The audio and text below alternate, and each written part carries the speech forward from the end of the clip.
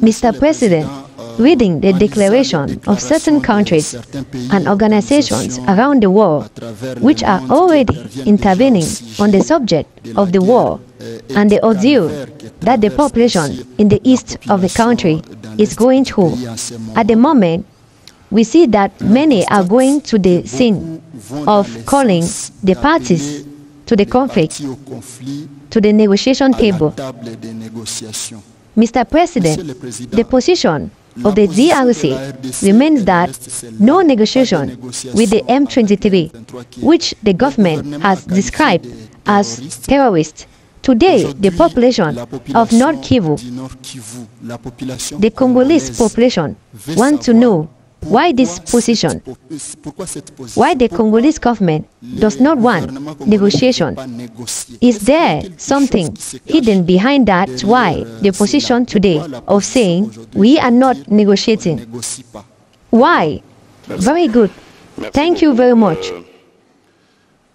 First of all, in relation to the negotiation, because I see a lot of irritation sometimes in public opinion, it is necessary in a situation of extreme conflict. Contact always remains as proof. I can cite the examples of Ukraine and Russia. Today in Gaza, between Israel and Hamas, you see that even if it is not direct, it is through interposed forces or states or personalities that this happens. So it is not at all inherent to only Congolese crisis in the East that this happens. So that is normal. Second thing, in the conflict in which the weaknesses, observers, countries do not take part, they can only have this position of saying, do you hear? Because you obviously, it is the ideal, it is the best thing. So why is the Democratic Republic of Congo reject these negotiations? Make a brief reminder.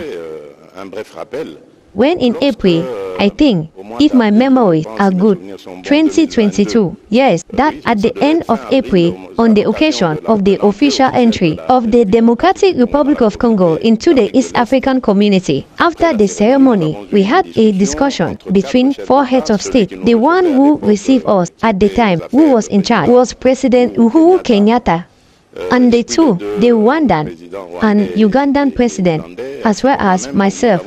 So we had this meeting where the major lines were decided. That is to say, I quickly remind you that we had to put an end to the activism of all armed groups, whoever they were, and we had categorized them where local armed groups, therefore of Congolese compatriots, and then foreign armed groups, but all were active in the Democratic Republic of Congo, and not only destabilized the Eastern Congo region, but also neighboring countries. And in the foreign armed group, we had targeted the FDLR of Rwanda and the Red Tabara for Burundi. So, for that, we said we were putting in place a contingent made up of forces from several countries except Rwanda.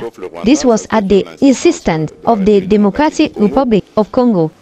In a short-term attempt, try decisive. Therefore, by tending, we asked all the countries concerned to reach out to their armed activists, and the Democratic Republic of Congo was designated as having to set an example of what we had done. I remember afterward, I stayed a few days in Nairobi to wait for these armed groups, including the M23. Remember, at the time, unfortunately, for technical reasons, I had to return. It was not happening quickly enough. It was MINUSCO who had to take us, also help to bring them. So I had to return to Kinshasa. But I still address groups by vision conference because it was. And at the time when we were in this discussion, there were many compatriots who arrived representing their armed groups. This is where the M23 would choose to reopen hostilities on the battlefield. Then we understood that, in fact, it was an obstacle to going in cycles, and that is when we designated it as a terrorist group, henceforth cut any contact with this group.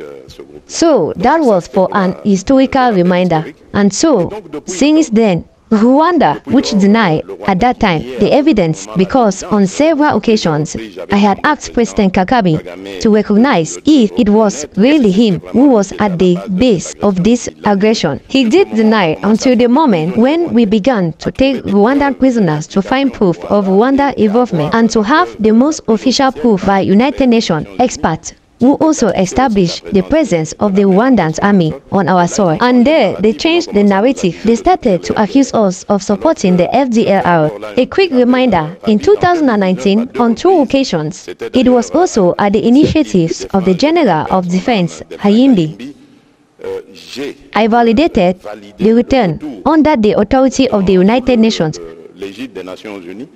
of 2 columns on 2 occasions.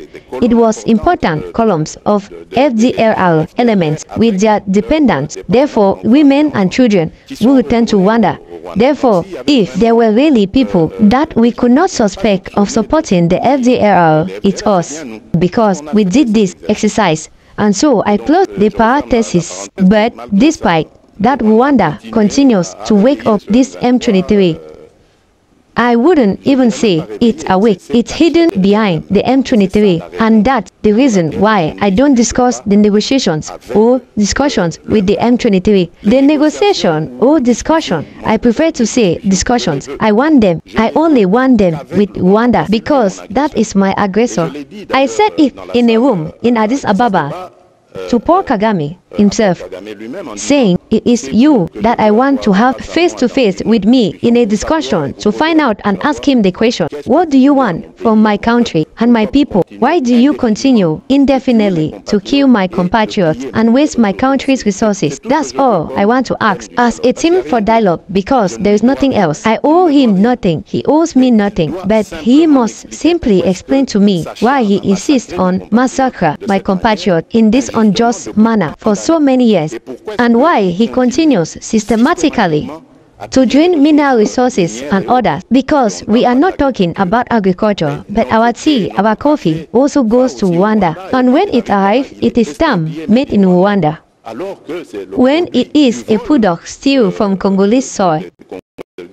So this is what justifies the fact that I do not want negotiations with this empty shell that we call the M23. And moreover, I want as proof the case of Angola.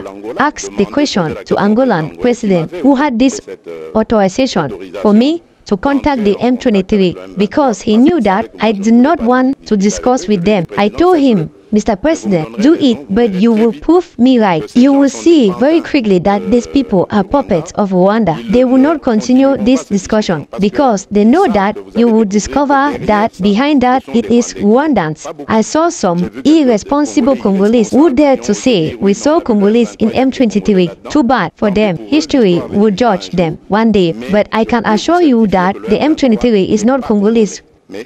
But that is why he refuses to go to cantonment, because he knows when they are confirmed, we are going to ask for the identification of all these people who are fighters, and we will discover that they are Rwandans, they are not Congolese. We take a few adventurers, we place them in front, and we shout that it is Congolese demand. Why? We have just come out of democratic election.